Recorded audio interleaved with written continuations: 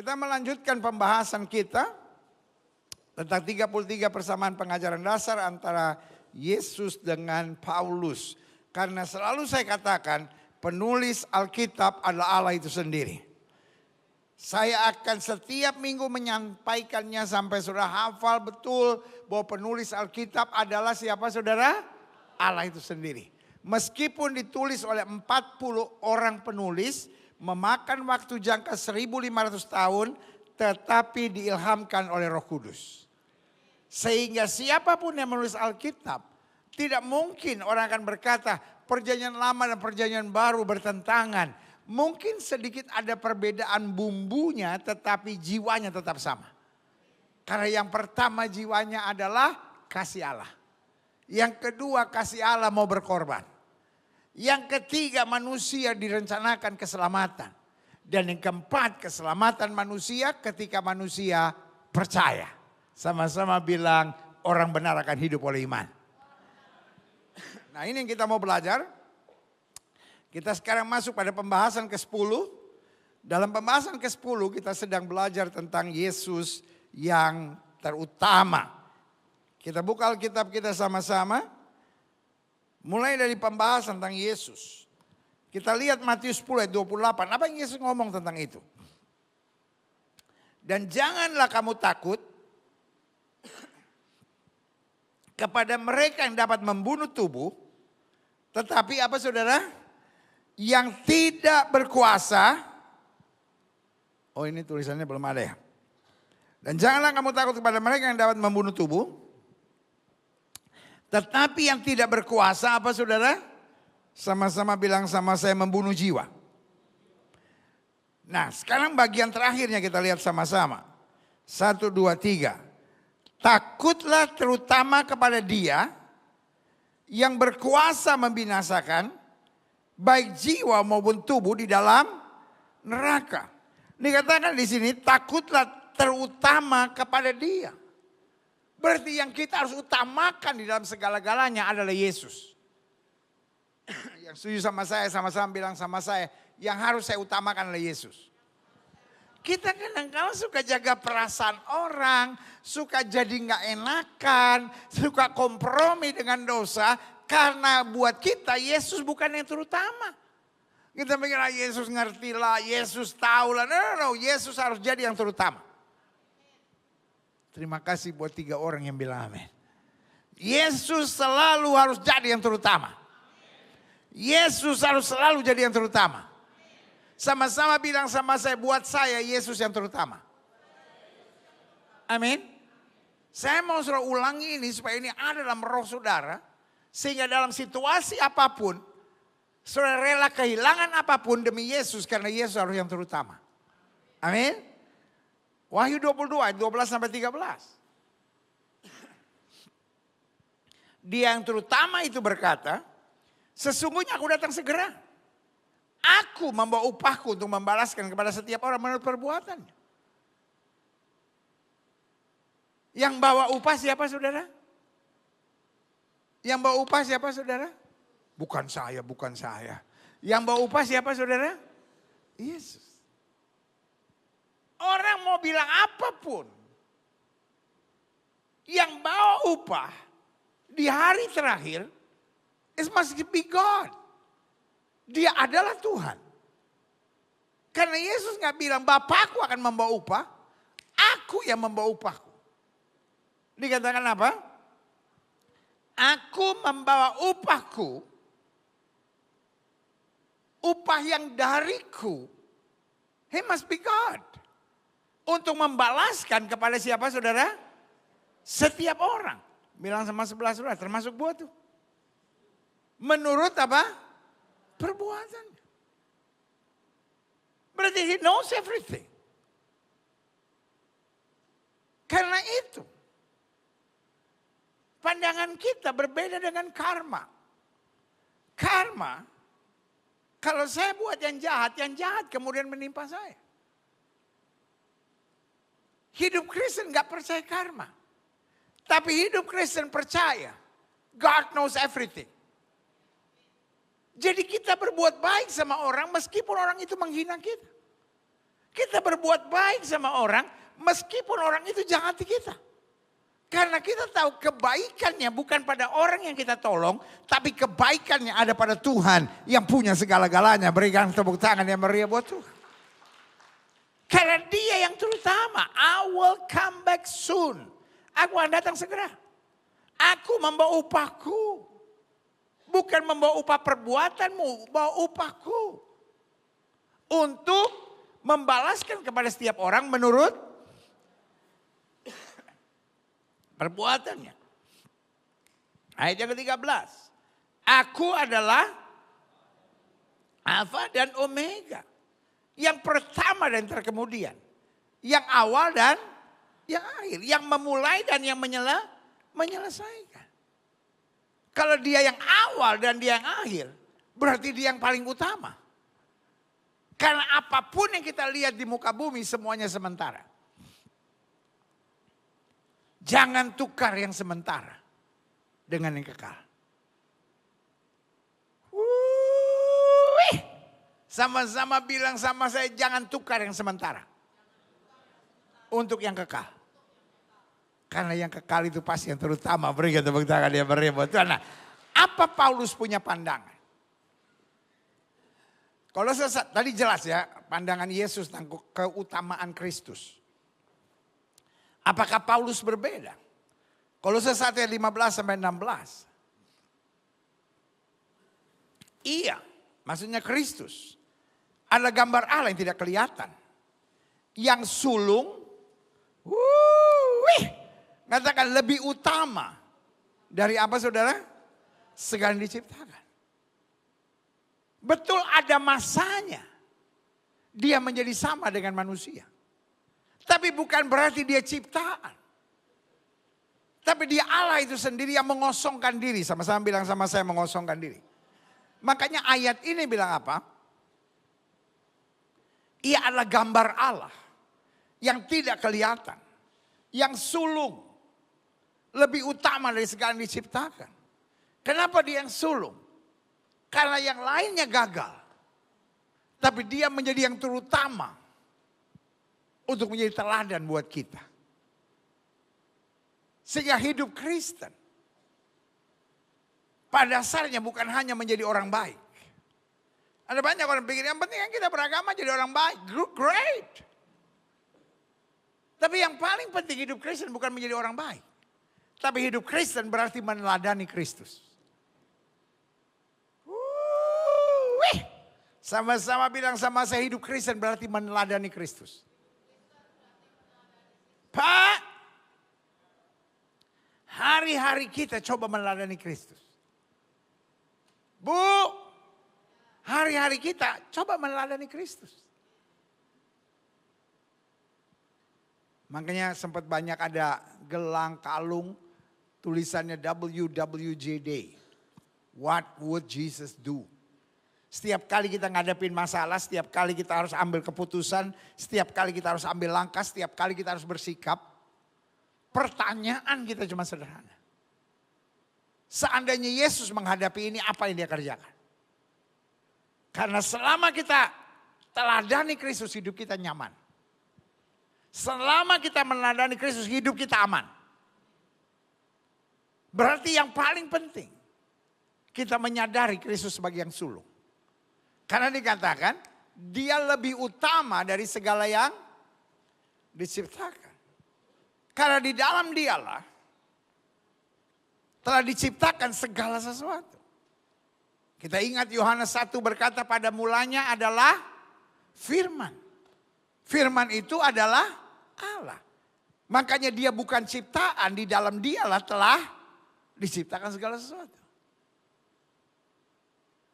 Ada orang-orang yang agak singit otaknya, yang selalu bilang begini, oh Yesus menjadi Tuhan tahun 325. Yang menjadikan Yesus Tuhan adalah konsili. Itu silly saudara-saudara. Karena dari awalnya Alkitab bilang karena di dalam dialah telah diciptakan segala sesuatu. Baik yang ada di sorga maupun yang ada di bumi. Yang kelihatan dan yang tidak kelihatan. Orang boleh aja bilang, oh ini kan pernyataan Paulus. Loh, sebelumnya kan saya ngomong pernyataan Kristus. Dan antara Kristus dan Paulus tidak ada bedanya. Paulus hanya menjelaskan apa yang telah disampaikan Kristus. Baik singgasana maupun kerajaan. Baik perintah maupun penguasa. Bagian terakhir kita baca sama-sama. 1, 2, 3. Segala sesuatu diciptakan oleh Dia dan untuk Dia. Lalu saudara menatap saya dan bilang, oh ini kan pernyataan Paulus. Loh, bukankah ini yang dituliskan Yohanes 1 ayat 1? Pada mulanya adalah firman, firman itu adalah Allah. Tapi firman itu menjadi daging. Diam-diam di tengah-tengah kita. Dan barang siapa yang mau dipimpin olehnya, kita akan menjadi anak-anak Allah. Beri kita tepuk tangan ya, beri buat Tuhan. Klik. Kolose 1 ayat 18 sampai 19. Yesuslah kepala tubuh, yaitu jemaat. Makanya Alkitab bilang apa? Jika anak manusia datang kembali, masihkah dijumpai iman? Adakah tempat untuk anak manusia meletakkan kepala? Karena ialah kepala tubuh, yaitu jemaat. Yesuslah yang sulung, yang pertama bangkit dari antara orang mati. Sehingga ia, sama-sama baca sama saya 1, 2, 3. Yang lebih utama dalam segala sesuatu. Karena seluruh kepenuhan Allah berkenan diam di dalam Dia. Berarti hidup Kristen bukan sekadar beragama, tapi hidup Kristen memiliki jaminan. Oh, kalau saya jadi saudara pasti saya bilang amin. Cuman kayaknya saudara udah mulai dapat kabar pembantu mau pulang ya saudara-saudara. Jadi kayak berat gitu, aduh cuci piring lagi gua ini. Saya percaya menjadi Kristen bukan sekadar memiliki agama, tapi memiliki jaminan. 1, jaminan keselamatan. 2, jaminan penyertaan. 3, jaminan kemuliaan. Yang pertama jaminan apa saudara? Keselamatan, dosa kita diampuni. Yang kedua jaminan apa? Penyertaan, bahwa jika Allah di pihak kita tidak dapat melawan kita. Yang ketiga jaminan apa? Kemuliaan. Bahwa kita akan memerintah bersama Dia dalam kemuliaan. Berikan tepuk tangan yang meriah buat Tuhan. Yes. Klik. Karena itu saya catat di sini begini. Yesus yang utama. Itu berarti bahwa Dia memiliki kedudukan yang tertinggi.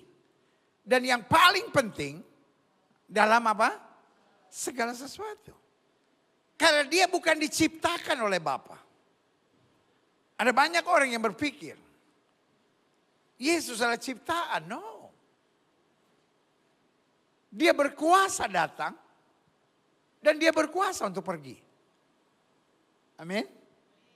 Makanya dalam Filipi dikatakan Ia mengosongkan diri menjadi sama dengan manusia.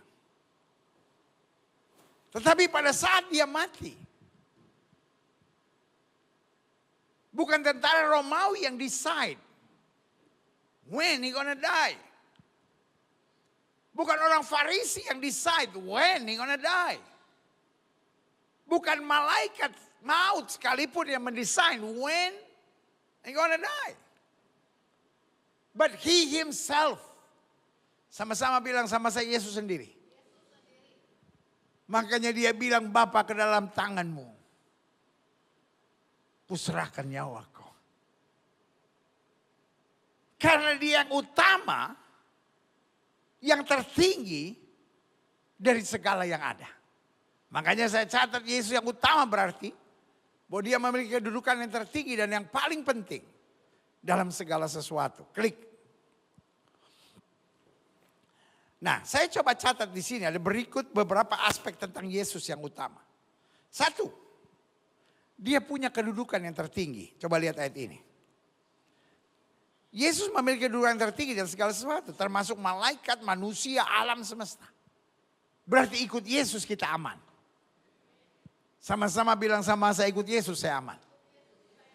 Makanya Yohanes 3:16 bilang apa? Karena begitu besar kasih Allah akan dunia ini sehingga telah mengaruniakan anak yang tunggal supaya barang siapa yang percaya kepadanya tidak binasa, melainkan beroleh hidup yang kekal. Makanya Alkitab bilang tidak ada yang bisa memisahkan aku dari kasih Kristus. Karena roh yang di dalam kita lebih besar dari roh yang dalam dunia ini. Sebelum bangun, waktu kita bangun pagi, hal yang pertama sebelum kita kerjakan apapun, panggil namanya. Karena selama dia pegang kita, manusia boleh menarikmu jatuh, tapi Tuhan yang pegang kau. Sama-sama bilang saya aman. Coba lihat Kolose 1 ayat 15-17.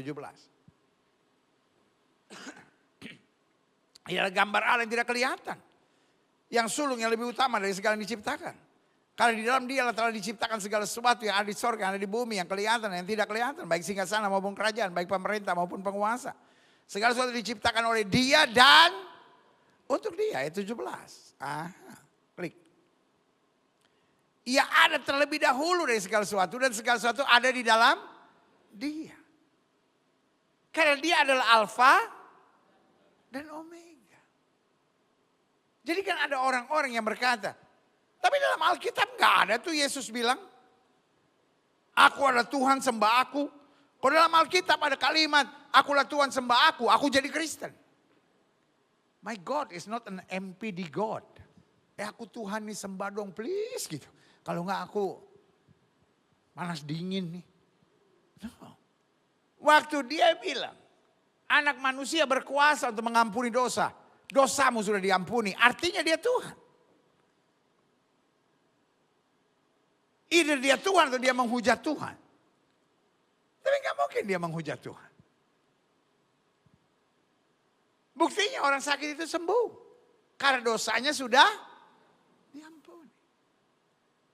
Dan waktu dia bilang, I'm the Alpha and I'm the Omega. Aku yang awal dan aku yang terakhir. Aku yang memulai dan aku yang menyelesaikannya. Artinya segala sesuatu ada di dalam dia. Dia ada sebelum segala sesuatunya ada.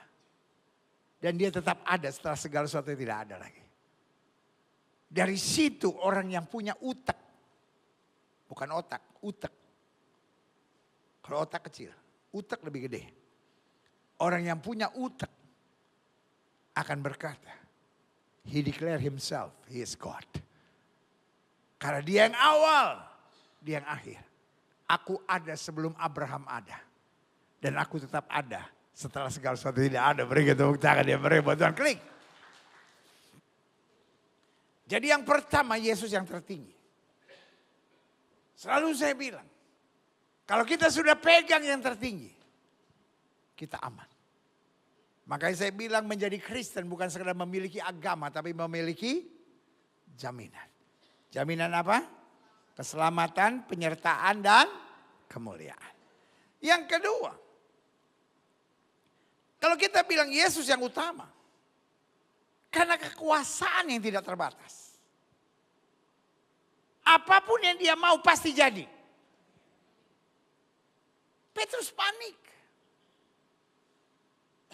Karena gelombang badai.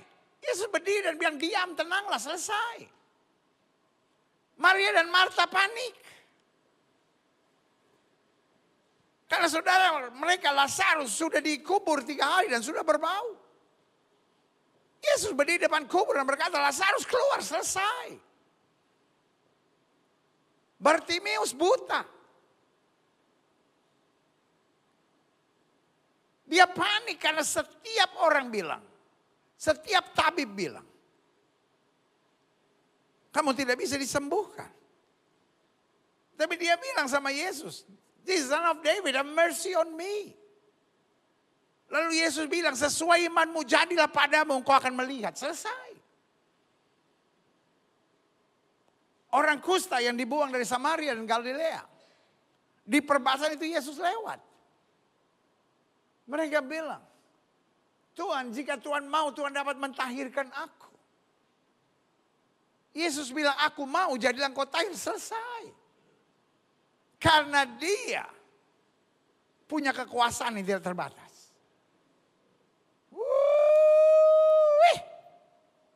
Sorry untuk bilang ini. Berarti kalau kita khawatir, kita menghina Yesus. Kita seperti sedang bilang, Tuhan gak tahu ya masalah saya besar loh. Ya Tuhan, mana bisa sih nyelesainnya. Kenapa saya bilang saya percaya? Saya percaya bukan sekedar karena saya yakin ini persoalan bisa selesai. Kenapa saya bilang saya percaya? Karena saya yakin kuasanya tidak terbatas. Amin. Kenapa kita bilang saya gak takut? Bukan karena kita hebat. Bukan karena kita jago. Kenapa kita bilang kita gak takut? Karena saya tahu siapa yang pegang hidup saya. Saya tahu apa yang dia sanggup kerjakan.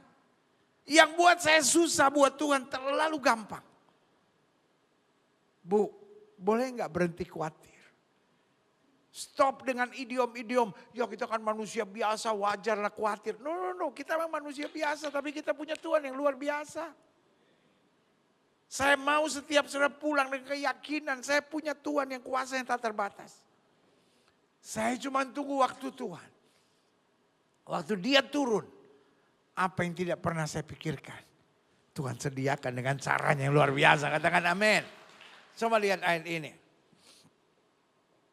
Yesus memiliki kuasa yang tidak terbatas. Untuk melakukan apa saja. Mengampuni dosa, menyembuhkan orang sakit, membangkitkan orang mati, meneduhkan badai, apa saja. Sama-sama bilang sama saya apa saja. Klik. Yesus mendekati mereka dan berkata, kepadaku telah diberikan segala kuasa di sorga dan di bumi. Murid-murid yang tadinya begitu gentar, begitu khawatir. Berubah menjadi murid-murid yang luar biasa. Bahkan Petrus lewat bayangan yang terkena orang sakit disembuhkan. Karena dia cuma shifting. Dari pakai kekuatan naluriah. Menjadi orang-orang yang berjalan dengan iman. Sebagai gembala saya hanya mau ingatkan buat saudara. Kayaknya kemarin presiden udah konferensi pers. Dan bilang ini kalau perang terus menerus begini. Kita akan hidup seperti zaman COVID lagi. Semua orang kembali ke rumah. Gak boleh lagi ada yang di jalan. Karena there is no gasoline at all. Berarti setiap hari kita udah gak tahu what may tomorrow brings. Apa yang akan terjadi hari esok. Tetapi kita gak akan khawatir. Kita hidup dalam iman. Dan iman kita bersaksi Tuhan yang jaga, Tuhan yang pelihara, Tuhan yang sediakan yang terbaik buat anak-anaknya. Kalaupun kita di rumah dengan sukacita. Kalaupun kita ada di jalan, kita di jalan dengan sukacita. Kalaupun kita harus tatap-tatapan sama istri tiap hari, tatap-tatapan sambil senyum sukacita.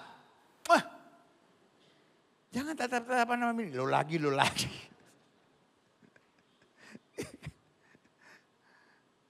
Life is great. Puji Tuhan ada satu yang bilang amin itu juga pelan.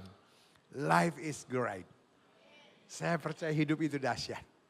Jika Allah di pihak kita, segala yang indah Tuhan sediakan buat kita. Katakan amin. Klik. Selanjutnya, Yohanes 5 ayat 21. Sebab sama seperti Bapa membangkitkan orang-orang mati dan menghidupkannya. Demikian juga anak menghidupkan barang siapa yang dikehendaknya. Rumah tangga yang mati, ekonomi yang mati, keadaan hidup yang mati, masa depan yang suram, Tuhan bisa hidupkan. Sama-sama bilang sama saya, Yesus sanggup. Apapun yang terjadi, saudara jangan panik dulu, jangan biarkan otak saudara liar. Ingat, Yesus sanggup. Dokter bilang apapun, kita hargai dokter, tapi Yesus sanggup. Jangan biarkan pikiran kita ada di depan kita. Biarkan iman kita yang mimpin kita. Dan iman kita bersaksi, dia menyelesaikan segala-galanya dengan yang terbaik. Katakan amin. Klik selanjutnya. Ini yang terakhir yang mau saya sampaikan. Kebijaksanaan yang sempurna. Saya undang pemain musik maju ke depan. Klik. Jadi ingat ya satu apa saudara? Sama-sama bilang sama saya kedudukannya tertinggi. Sama-sama bilang sama saya kuasanya tidak terbatas. Yang ketiga sama-sama bilang sama saya kebijaksanaan yang sempurna. Coba lihat ayat ini, apa maknanya? Yesus memiliki kebijaksanaan yang sempurna untuk memahami segala sesuatu, termasuk pikiran dan hati manusia. Yohanes 2 ayat 24 sampai 25. Tetapi Yesus sendiri, sama-sama bilang sama saya, Yesus sendiri. Sama-sama bilang sama saya, Yesus sendiri. Apa maknanya Yesus sendiri di sini? Artinya yang saya mau jelaskan buat saudara. Yesus yang kebijaksanaannya sempurna. Amin. Dikatakan Yesus sendiri tidak mempercayakan dirinya kepada mereka karena ia mengenal mereka semua. Yesus tahu bahwa mereka akan menolak. Makanya Yesus bilang apa? Jangan buang mutiara ke mulut babi. Berarti selama kita dapat kesempatan untuk mengenal dia, Tuhan tahu. Meskipun kita lemah, meskipun kita seringkali gagal, tapi dia punya rencana yang indah buat hidup kita. Ayat 25 bilang, dan karena tidak perlu seorang pun memberi kesaksian kepadanya tentang manusia, sebab ia tahu apa yang ada dalam hati manusia. Sama Tuhan gak usah macam-macam. Sama Tuhan gak usah aneh-aneh. Kalau kita lagi lemah bilang sama Tuhan, Tuhan saya lagi gak kuat. Tapi aku tetap percaya. Aku gak mau ikut suara hatiku. Aku gak mau ikut suara pikiranku. Aku tak percaya engkau tidak pernah gagal. God knows. Makanya salah satu yang paling dibenci Kristus ketika dia hidup melayani. Apa saudara? Sama-sama bilang sama saya kemunafikan. Kenapa Petrus ditolong? Petrus akui aku bersalah. Kenapa anak bungsu itu diselamatkan? Karena dia jujur mengakui. Yuk Pak, ayo ibu, adik-adik muda, jemaat gereja Bethel Indonesia Global Fellowship Center baik di gereja maupun di rumah masing-masing. Biasakan hidup gak usah munafik. Biasakan hidup jujur sama Tuhan. Salah bilang Tuhan saya salah Tuhan. Pegang saya Tuhan. Daud waktu dia dosa dia bilang God I have sinned before you. But one thing I ask from my heart. Do not take your Holy Spirit from me. Jangan angkat Roh Kudusmu daripadaku. Engkau mau angkat kerajaanku, engkau mau angkat segala fasilitas, please do so. But one thing, do not take your Holy Spirit from me. Daud sadar betul, Roh Kudus yang ingatkan. Roh Kudus yang membuat dia terbuka. Karena pada dasarnya kebijaksanaannya sempurna. Hidup gak usah panik. Hidup gak usah stres. Hidup gak usah teriak, Tuhan saya mesti buat apa lagi? I've done everything that I could. Tuhan saya udah mesti buat apa lagi? Saya rasa udah coba buat semua yang saya bisa buat. Tapi mulai hari ini tenang. Bilang, God, I know you know everything. Tuhan aku tahu kau ngerti segala-galanya. Leads me, guide me. Untuk setiap persoalan selalu ada jalan keluar. Untuk setiap persoalan ada jalan keluar. Cuman pertanyaannya kita bisa menemukan atau enggak. Amin. Orang pintar bukan karena dia lebih hebat dari saudara. Tapi dia berhasil menemukan jalan keluarnya. Sebagai hamba Allah saya hanya mau ingatkan. Setiap kertas soal selalu ada lembar jawaban.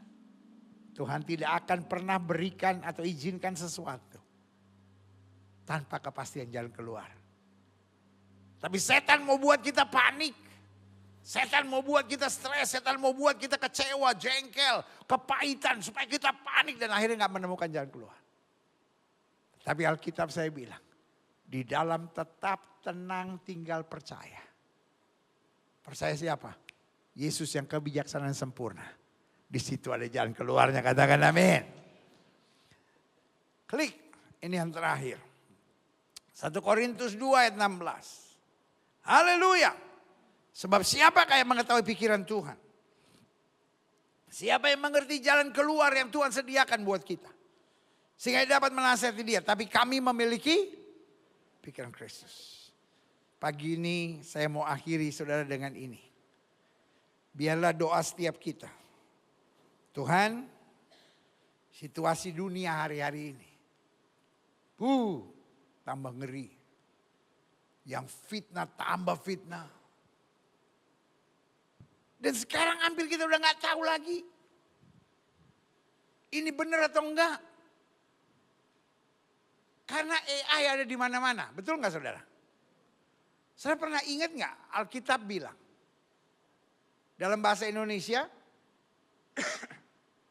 Dibilang begini.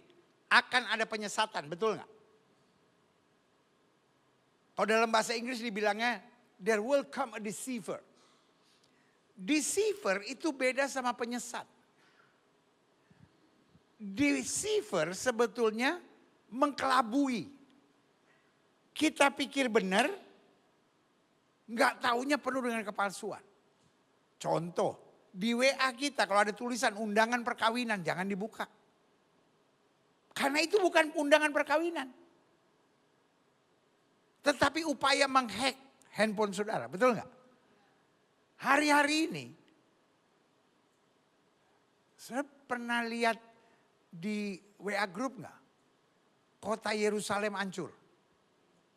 Saya pernah lihat kota Tel Aviv hancur nggak? Hancur. Kita pikir kayak di mana gitu. Kemarin saya telepon teman saya yang tinggal di Tel Aviv. Saya bilang, bos, lu pergi naik ke itu dong, ke Haifa. Coba fotoin gua. Karena kalau di Haifa kita bisa lihat Tel Aviv cukup baik. Coba lu fotoin gua kondisi Tel Aviv. Ya ilah dia bilang. Cuman gedung ini yang agak rusak sedikit. Ini rusak sedikit. Ini mah tetap indah semua. Normal apalagi Yerusalem. Semua bagus. Ada deceiver.